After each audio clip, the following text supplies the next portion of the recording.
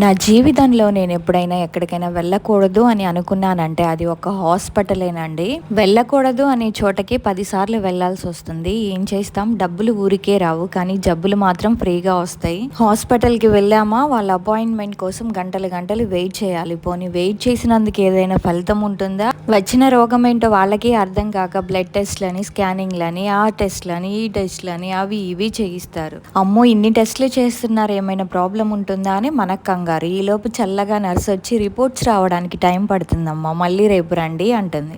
సరిపోయింది. పొద్దున్నుంచి సాయంత్రం వరకు వెయిట్ చేసినా మనకు ఒక క్లారిటీ అనేది ఉండదు. మనం విడి మనుషులం ఎన్నిసార్లు వెళ్ళినా, ఎంతసేపు వెయిట్ చేసినా హాస్పిటల్లో ఏం ప్రాబ్లం ఉండదు. కానీ మనతో పాటు ఈ ఎండలకి చిన్న పిల్లల్ని కూడా తీసుకొని వెళ్ళి వాళ్ళని మేనేజ్ చేసుకోవడం ఉంటుంది చూసారా, కష్టం పగవాడికి కూడా రాకూడదండి. 2 రోజులు వరుసగా ఇదేనండి మేము ఫేస్ చేసింది. అందుకే వీడియోస్ కూడా పోస్ట్ చేయలేదు.